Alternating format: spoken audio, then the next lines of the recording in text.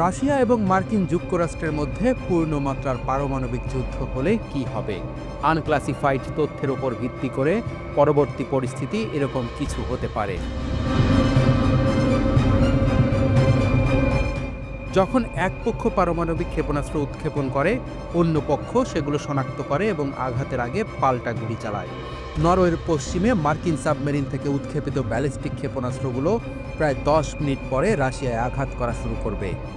কানাডার উত্তর থেকে রাশিয়ান ক্ষেপণাস্ত্রগুলো কয়েক মিনিট পরে মার্কিন যুক্তরাষ্ট্রে আঘাত করা শুরু করবে। পাওয়ার গ্রিডে আক্রমণ। প্রতি মিনিটে 10,000 ভোল্টের একটি ইলেকট্রোম্যাগনেটিক পালস তৈরি হবে। পরবর্তী আক্রমণগুলো কমান্ড সেন্টারকে নিশানা করবে, পাশাপাশি পারমাণবিক উৎক্ষেপণের স্থানগুলোকে টার্গেট করবে। স্থলভিত্তিক আন্তঃমহাদেশীয় ব্যালিস্টিক ক্ষেপণাস্ত্রগুলো পৌঁছাতে প্রায় আধা ঘন্টা সময় নেয়।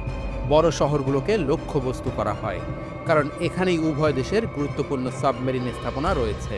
কিছু ক্রুজ ক্ষেপণাস্ত্র তাদের লক্ষ্যবস্তুতে পৌঁছাতে কয়েক ঘন্টা সময় নেয়। প্রতিটি আঘাত সূর্যের কেন্দ্রের মতো উত্তপ্ত একটি আগুনের গোলা তৈরি করে, তারপর একটি তেজস্ক্রিয় মাশরুম মেঘ তৈরি হয়।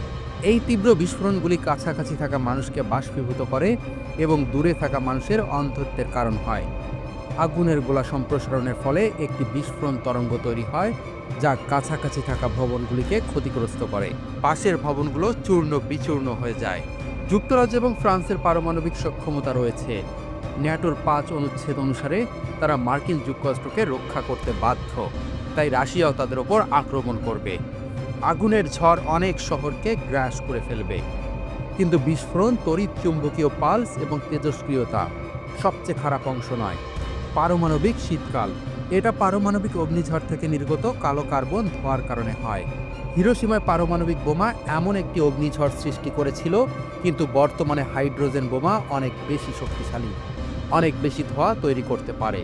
এই কালো ধোঁয়া সূর্যের আলোতে উত্তপ্ত হয়। 1 দশক পর্যন্ত এটিকে গরম বাতাসের বেলুনের মতো উঁচুতে রাখে। জেট স্ট্রিম এতটাই দ্রুতগতির যে ধোঁয়া উত্তর গোলার্ধের বেশিরভাগ অংশে ছড়িয়ে পড়তে মাত্র কয়েকদিন সময় লাগে। এরই মধ্যে গ্রীষ্মকালেও পৃথিবী ঠান্ডা হয়ে যাবে। একটি বৈজ্ঞানিক গবেষণাপত্র অনুমান করেছে, এ ধরনের পারমাণবিক যুদ্ধে 5 বিলিয়নেরও বেশি মানুষ অনাহারে মারা যেতে পারে, যার মধ্যে 99% মার্কিন যুক্তরাষ্ট্র, ইউরোপ, রাশিয়া এবং চীনের অন্তর্ভুক্ত। কেউই জানে না এই ধরনের সম্ভাব্য পারমাণবিক যুদ্ধের পর কতজন মানুষ বেঁচে থাকবে।